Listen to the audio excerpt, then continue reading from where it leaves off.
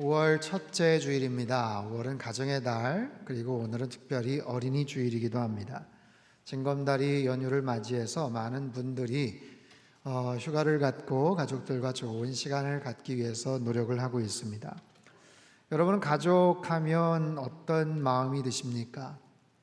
가족이란 단어에 담겨져 있는 그런 각자의 감정들이 아마 있을 거예요. 애틋하다 또는 미안하다 또는 참 늘 감사하다, 그런 여러 가지 감정들이 있겠죠. 한편으로는 또 많은 상처를 주고받는 그런 관계일 수 있습니다. 가장 소중하고 가장 가까우면서도 본의 아니게 또 여러 가지 상처와 또 아픔을 주고받을 수 있는 그런 관계들. 코로나 사태가 장기화되면서 가족들과 함께 보내는 시간이 많아졌죠. 재택근무를 하는 남편 또는 아내 또는 아이들도 온라인 수업을 계속하기 때문에 가정 안에서 얼굴 볼 날들, 시간들이 굉장히 늘어난 것만은 사실입니다. 지난 3월 31일자 국민일보 신문 만평에 이런 그림이 실렸는데요. 엄마 어디가 사는 게 아니야. 장바구니를 들고 장을 보러 가는데 덥수룩한 수염에 재택근무하는 남편이나 초중고 아이들의 모습, 참 가정 안에서 어떤 분위기일까 또 상상이 됩니다. 가족들이 함께 오랜 시간 동안 있으면서 겪는 여러 가지 에피소드들 또 해프닝들이 우리나라에게만 있는 것이 아니죠. 칠레의 수도 산티아고에 있는 프로비덴시아 지역, 꽤 부촌으로 꼽히는 이 지역에서는 코로나19 격리 조치 이후에 가정폭력 신고가 5배나 폭증했다고 합니다. 지난 4월 24일 영국 런던 경찰청은요, 이동 제한 조치가 내려진 3월 말 이후 한 달 동안 가정폭력 혐의로 4천여 명이 체포됐다라고 밝혔어요. 그런가 하면 중국에서는 봉쇄 조치가 풀린 뒤에 이혼 신청이 크게 늘었다는 뉴스도 있었습니다. 중국의 산시성 시안이나 광저우성 선전 등 대도시에서 지난 3월 관공서가 다시 문을 열자 이혼 신청이 쇄도했다라고 합니다. 가족들이 좁은 공간에서 함께 지내다 보니 틀림없이 힘들고 어려운 일들도 많이 생기지 않을까 싶어요. 오늘 설교 제목, 슬기로운 믿음 생활, 요즘 많이 볼 수 있는 방송 프로그램 제목에 대한 패러디이기도 합니다.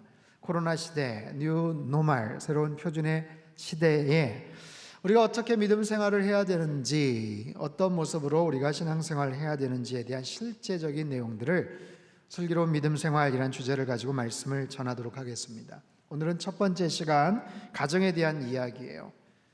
방주 안에서 잘 지내는 법, 그렇게 제목을 잡았습니다.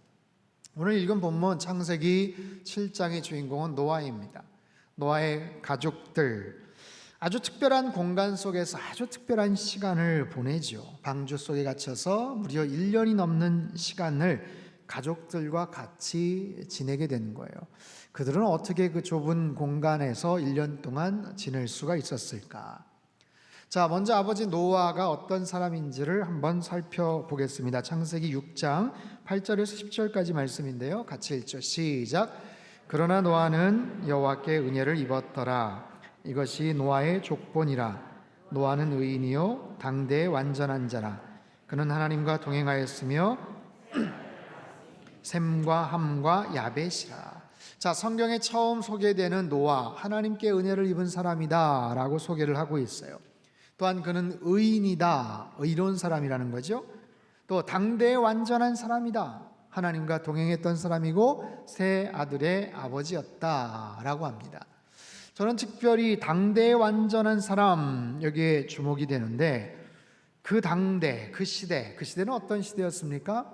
하나님이 홍수로 다 정말 전멸을 시키고 진멸시키고자 했던 바로 그런 시대. 여러분, 오늘 이 시대와 그 당시를 만약에 비교를 해본다면 어쩌면 오늘 이 시대보다도 훨씬 더 악이 창궐했던 그런 시대였지 않았을까 싶어요. 그런데 그런 시대 속에서도 완전한 사람이다, 하나님과 동행했던 사람이다, 정말 하나님이 주목할 수밖에 없었던 그런 사람 노아에게 하나님께서 아주 특별한 프로젝트를 맡기시죠. 그가 받았던 엄청난 미션, 그것은 무엇이었습니까? 거대한 방주를 제작하는 일입니다. 집을 한 채 만들어라. 야, 농장을 한번 멋지게 꾸며보렴. 그것도 아니고 방주입니다. 길이가 300규빗, 길이가 약 130m, 폭이 50규빗, 한 22m 됩니다. 높이가 30규빗, 높이가 13m 되는 거대한 축구장보다도 훨씬 더 큰 사이즈의 방주, 그 엄청난 방주를 노아는 만들어냅니다. 하나님 말씀대로 순종을 하는 거죠. 한번 시작한 일에는 끝장을 보는, 하나님 말씀에는 정말 철저하게 순종할 줄 아는 사람, 그게 바로 노아예요. 자, 노아가 엄청난 방주를 짓고 나서 하나님께서 말씀을 하세요. 모든 종류의 새들, 짐승들, 가축들, 정결한 동물들은 7쌍씩, 그렇지 않은 동물들은 2쌍씩 방주 안으로 들어가게 될 것이다. 너 동네방네 다니면서 짐승들, 동물들 붙잡아 와라가 아니라 알아서 그렇게 모여들 것이다 라는 거예요. 그리고 나서 일주일 후에 홍수가 납니다. 자, 성경은 노아 나이 600세 2월 17일에 홍수가 났다 라고 성경이 말해요. 11절 12절 말씀 같이 읽죠. 시작. 노아가 600세 되던 해 둘째 달 곧 그 달 11의 날이라. 그날에 큰 기품의 샘들이 터지며 하늘의 창문들이 열려 40주야를 비가 땅에 쏟아졌더라. 며칠 동안이요? 40일 동안. 40일 밤낮을 가리지 않고 비가 쏟아졌더라. 지하수가 터졌고 하늘의 궁창이 열리고 폭우가 비가 쏟아지기 시작하는 거예요. 마을도 동네도 산도 골짜기도 그냥 잠겨버리게 되었습니다. 천지에 거하는 모든 사람들이 다 그 물에 그냥 쓸려가고 말았어요. 다 죽게 되었습니다. 누구만 살았어요? 노아의 가족들, 방주 안에 거주했던 사람들. 자, 그렇게 해서 그들은 1년 동안 방주 안에 거하게 됩니다. 인류 역사상 가장 특별한 장소에서 가장 특별한 시간을 보냈던 한 가족의 이야기가 오늘 본문에 소개가 되는 거예요.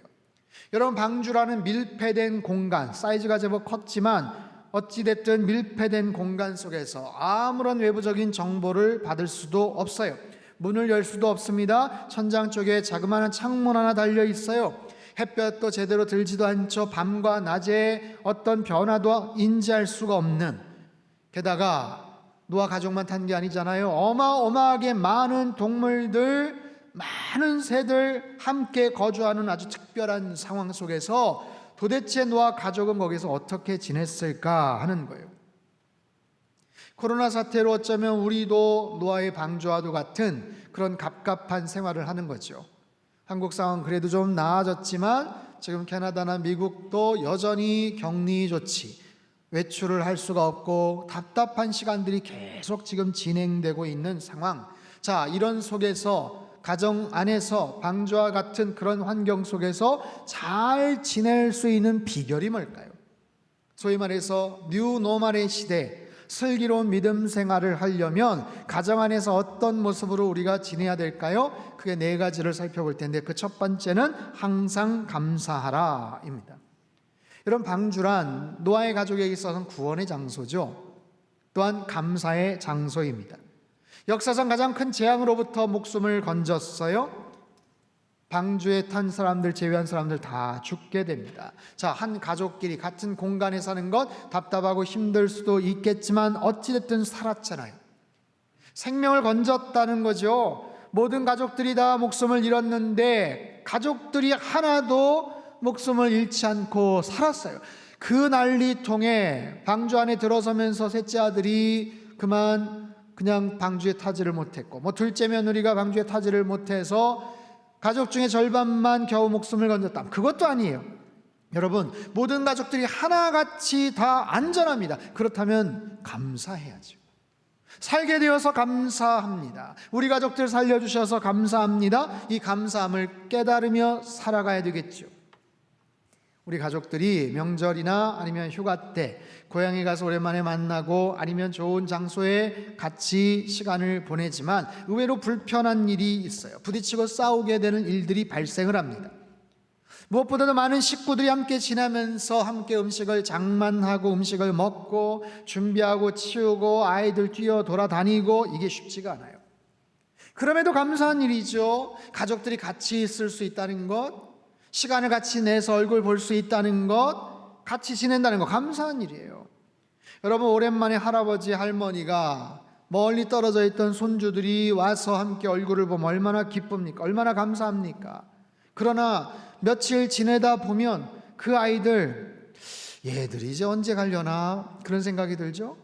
와서 고맙고 가주니 더 고맙고 뭐 이런 거예요. 이런 솔직한 마음이 우리에게 있어요. 그럼에도 어쨌든 가족의 얼굴을 볼 수 있다는 것, 함께 지낼 수 있다는 것은 감사한 일 아니겠습니까?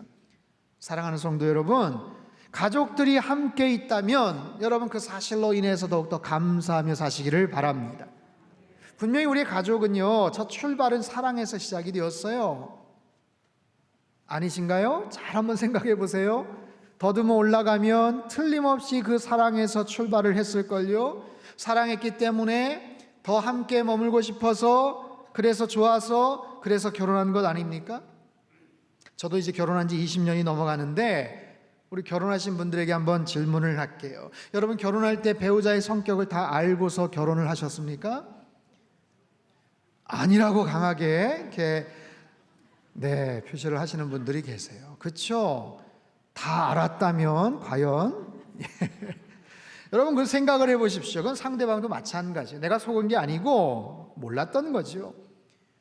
상대방이 배우자가 변했어. 아니요, 변한 게 아니라 나 맞춰주려고, 내 성격 맞춰주려고 서로 적응이 되어가는 거겠죠. 이건 부부와의 관계만이 아니에요. 우리 어린 자녀들 태어났을 때, 아이 태어났을 때 여러분 속상하신 분 계세요? 마음 아픈 분 계세요? 그렇지 않을 거예요.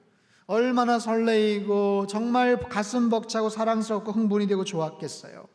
그 아기가 요즘은 어떻습니까? 요즘은 마음 상하고 상처를 주고받고 그 자녀로 인해서 속을 썩기도 하고, 사춘기의 아이들 도대체 왜 그렇게 말을 듣지를 않는지, 방문은 왜 이렇게 꽝 닫는지, 방은 들어가 보면 엉망진창으로 해놓는지, 먹은 거 좀 치우지도 않고, 이야기하면 맨날 딴소리하고 게을러 터져 있고, 도대체 걔는 누굴 닮아서 그럴까요? 생각해 보십시오. 누굴 닮아서 도대체 그런 것인지.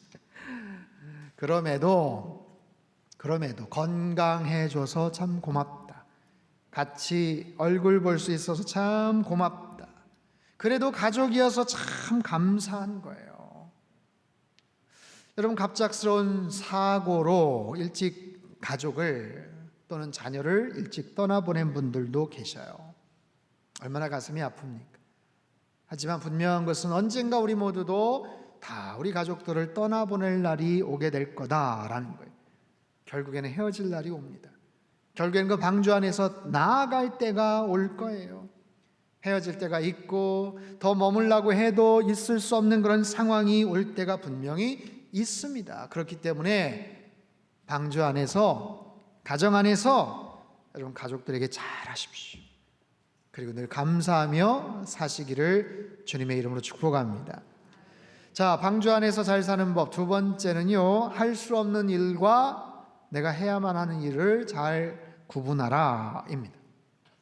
우리는 문제, 어려움을 만나게 되면 질문을 던지죠. 도대체 이게 왜 벌어졌을까? 언제까지일까? 내가 뭘 해야 되는가? 이런 고민을 합니다. 자, 방주 안에서도 그런 고민을 했겠죠. 그러나 고민할 필요가 없는 것이 한 가지가 있어요. 뭐냐면 우리 앞으로 어떻게 살아가야 되나?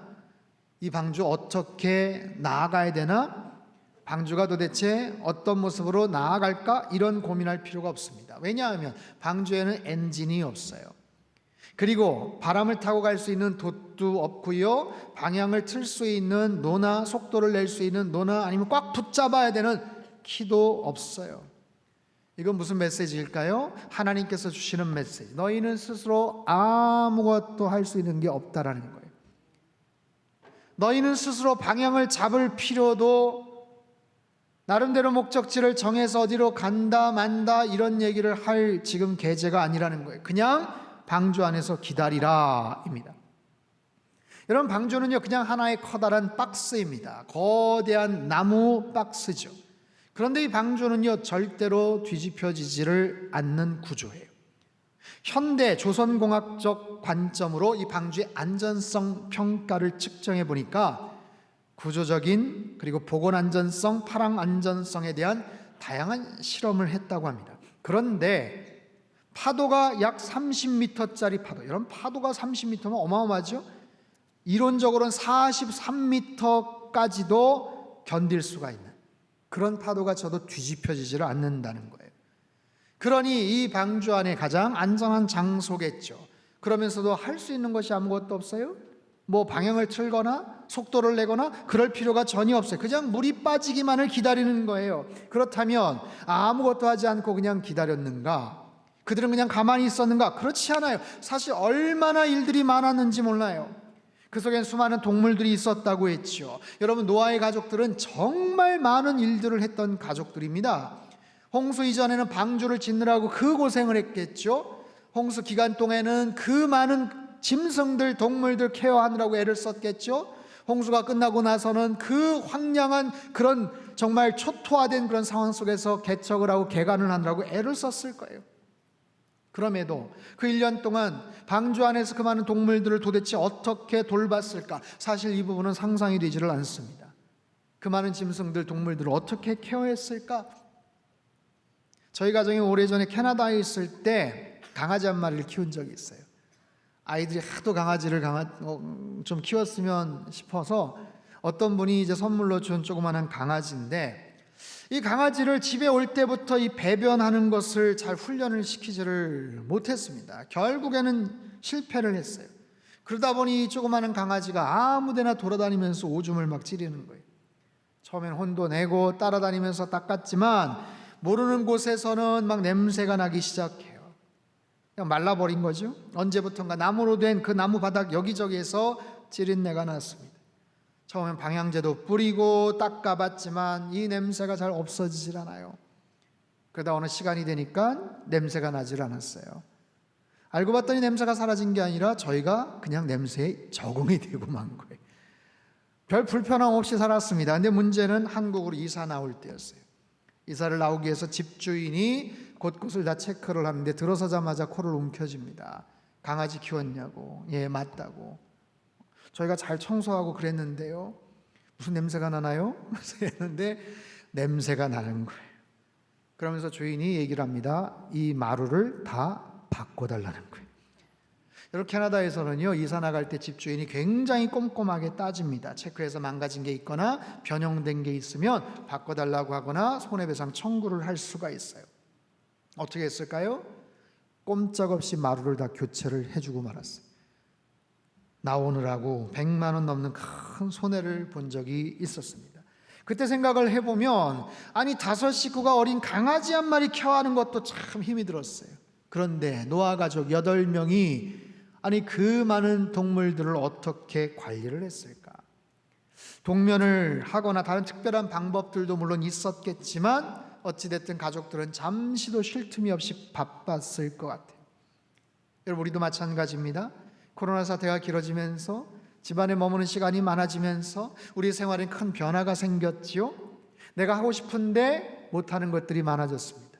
내가 하기 싫은데 꼭 해야 되는 것들도 생겼어요. 자, 내가 할 수 없는 일이 있다면 이건 내가 할 수 없는 일이다. 굳이 고민하거나 염려할 필요가 없습니다. 대신에 내가 해야만 하는 일들은 게으름을 피우면 서로가 피곤해져요. 사랑하는 성도 여러분, 슬기로운 믿음 생활, 방주 안에서 어떻게 하면 잘 지낼 수가 있을까요? 여러분, 가정 안에서 내가 해야만 하는 일들과 굳이 내가 하지 않아도 되는 일들을 잘 구분을 하셔야 돼요. 내가 할 수 없는 일들, 아니 내가 굳이 나섰다가는 괜히 방해가 되거나 간섭이 될 수 있는 그런 일들도 있어요. 그런 것은 상대방에게 맡기십시오. 서로를 신뢰하십시오. 너무 지나치게 간섭을 하면 부부의 관계도 마찬가지고 자녀와의 관계 특히 그렇습니다. 너무 지나치게 간섭을 하면 다툼이 됩니다. 대신 자신의 일은 알아서 척척척 스스로 하자.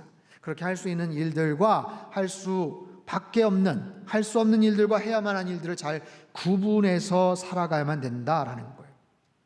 자, 방주 안에서 잘 지내는 법 세 번째, 하나님을 신뢰하라입니다. 비가 그친 후에 152일 동안 물이 창일했다라고 합니다. 그리고 나서 물이 서서히 빠지기 시작했어요. 자, 마침내 땅이 보입니다. 8장 13절 말씀 같이 읽겠습니다. 시작. 601년 첫째 달 곧 그 달 초하룻날에 물이 거친지라 노아가 방주 뚜껑을 제치고 본즉 지면에서 물이 거쳤더니, 자, 601년 1월 1일입니다. 해가 바뀌었어요. 첫날 1월 1일 방주 뚜껑을 쫙 열어보니까 지면에 물이 거쳤더라. 물이 거쳤더라. 물이 거쳤다, 이 단어는 황무한 땅이 드러났다라는 의미입니다. 표준 세번역은 이렇게 말해요. 노아가 601살 되는 해 첫째 달 그 달 초하룻날 땅 위에서 물이 다 말랐다. 노아가 방주 뚜껑을 열고 바깥을 내다보니 땅바닥이 말라 있었다. 자, 보세요. 잘 기억을 하십시오. 601년 1월 1일 뚜껑을 열고 보니까 물이 다 말라버렸다. 땅바닥이 말라 있었다. 그런데 노아와 가족들은 나가지 않습니다. 분명히 보기에 물이 말라 있었는데 나가지를 않아요. 언제 나가는가? 14절부터 16절 시작. 둘째 달 21의 날에 땅이 말랐더라.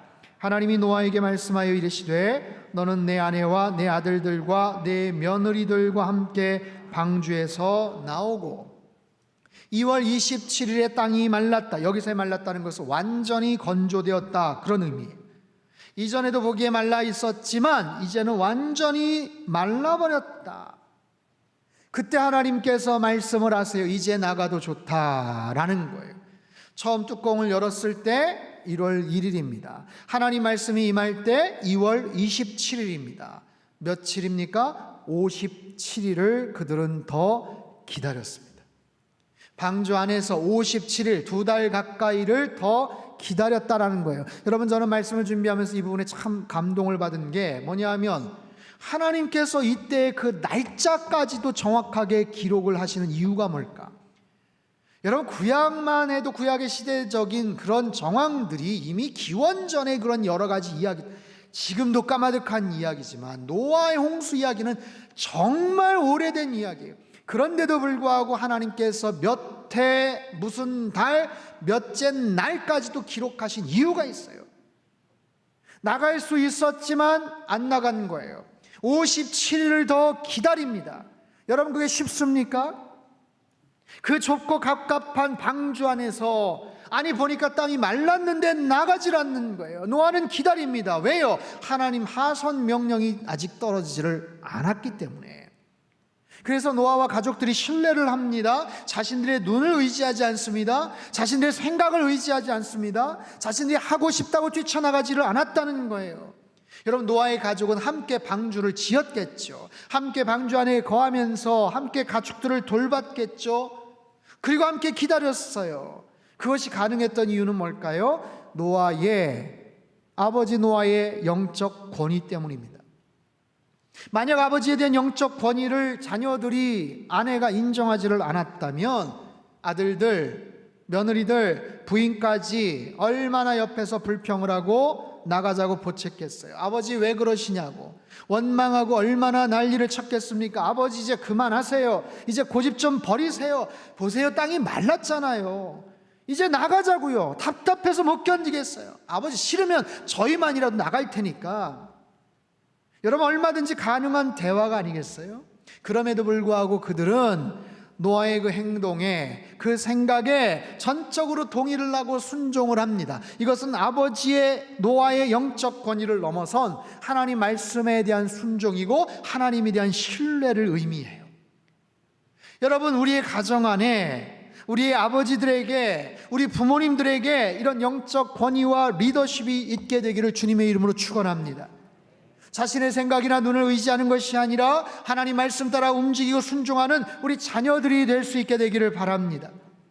자, 하나님은 왜 57일간을 더 기다리게 하셨을까요? 그것은 하나님께서 가장 최적의 타이밍이 언젠지를 아셨기 때문에 그래요. 하나님은 언제나 가장 최적의 타이밍을 정확하게 알고 계시는 분. 그래서 우리 하나님의 지혜를 구해야 되고요, 그분의 뜻을 알고 그대로 순종을 하는 것이 가장 옳습니다. 여러분, 하나님 우리를 훈련시키세요. 길고 지리한 기다림의 훈련, 때로는 사람으로, 때로는 재정 문제로, 때로는 시간으로, 기다림의 훈련, 믿음의 훈련, 신뢰의 훈련, 기다리게 하시는 특별한 상황 가운데 놓여 있다면 여러분, 그것은 하나님의 사인이에요. 어떤 사인? 그 기다림의 시간 동안 기도하라라는 사인입니다. 기다림의 사인은 곧 기도하라는 사인입니다. 앞으로 새로운 챕터가 펼쳐지기 때문에 기도하면서 준비하라, 마음의 준비를 하라라는 거예요. 여러분, 그 시간이 아까울 수 있죠. 답답할 수 있죠. 아니, 손해를 볼 것 같죠. 하지만 하나님은 절대로 우리를 손해보지 않게 만드신 하나님이세요. 우리의 최적의 타이밍? 아니요. 하나님께서 보시는 최적의 타이밍이 가장 적합하고 옳다라는 것을 우리는 신뢰하셔야 됩니다. 여러분, 이렇게 하나님을 신뢰하는 믿음의 가정들 다 되시기를 축복합니다. 마지막 네 번째는 예배 드리는 가정이 되라 입니다. 8장 20절 말씀 같이 읽겠습니다. 시작. 노아가 여호와께 제단을 쌓고 모든 정결한 짐승과 모든 정결한 새 중에서 제물을 취하여 제단에 드렸더니, 자, 노아와 가족들이 나와서 먼저 제사를 드립니다. 하나님 앞에 예배를 드리는 거예요.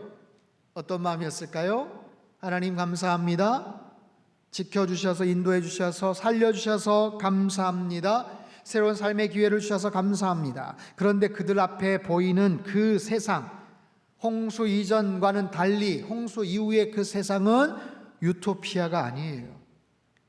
창세기 1장에 나오는 보시기에 심히 좋았더라 그런 세상이 아니라는 거예요.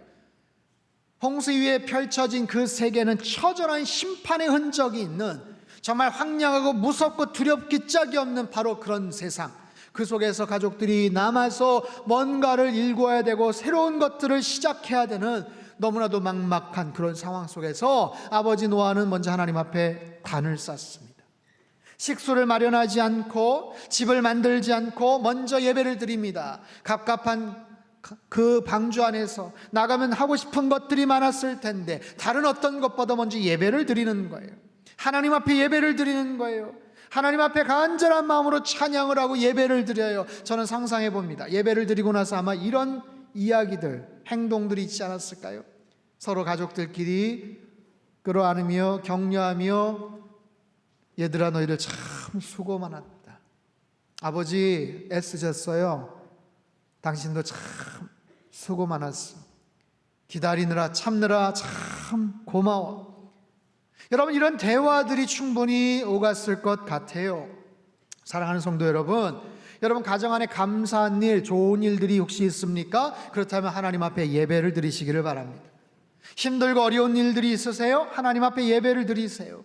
무엇보다도 새로운 일, 뭔가 막막한 일, 벅찬 일들, 그렇다면 예배를 드리십시오. 노아의 가족 1년 동안 방주 안에 머물면서 그들의 관계는 어떠해졌을까요? 관계가 더 악화됐을까요? 아니면 더 관계가 더 좋아지게 되었을까요? 힘들고 좁고 답답한 상황 속에서 1년이 넘는 시간들을 보내면서도 여전히 그 자녀들은 아버지를 존경하고 영적 권위를 신뢰합니다. 하나님 말씀, 하나님의 타이밍에 대해서 신뢰를 하고 순종을 합니다. 서로에 대한 사랑과 그런 여러 가지 애틋한 마음들이 깊어졌을 것 같아요. 그리고 하나님을 향해서 온전한 모습으로 감사의 고백으로 예배를 드려요. 하나님, 우리 가정 지켜주셔서 참 감사합니다.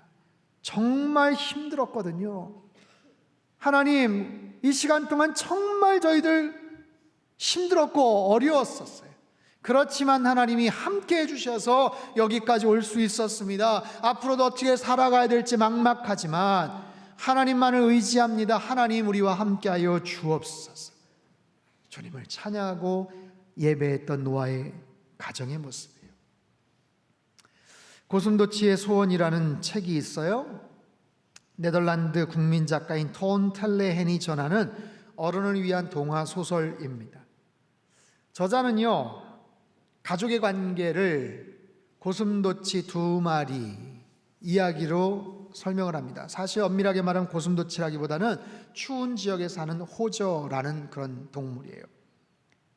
춥기 때문에 서로의 온기가 필요합니다. 그래서 가까이 밀착을 하려고 하는데 가시가 있어서 서로에게 상처를 주고받는 거예요. 본의 아니게, 원치 않게 그렇게 상처를 주고받는 그런 모습. 그래서 아프기 때문에 거리를 띄우면 또 추운 거예요. 가까이 하자니 아프고 멀리 있자니 춥고. 과연 사랑하는 사람들, 가족과의 적당한 거리는 어느 정도일까? 고슴도치와 고슴도치 사이의 적당한 거리, 너무 가까이 붙어 있으면 뾰족한 가시 때문에 서로에게 상처를 남길 수도 있는 그런 관계. 자, 우리의 가족들은 어떨까요? 방주 안에 사는 것 같이 늘 바라보며 함께 밀착된 상황 속에서 우리는 어떻게 살아가야 될까요? 근데 중요한 것은 방주 안에 우린 더 머물러야 될지 모른다는 사실이에요. 그렇기 때문에 여러분, 그 관계, 그 거리를 잘 유지하셔야 됩니다. 대신에 하나님과의 관계, 하나님의 거리는 더 밀착하십시오. 그것을 할 수 있는 최고의 비결은 예배를 드리는 겁니다.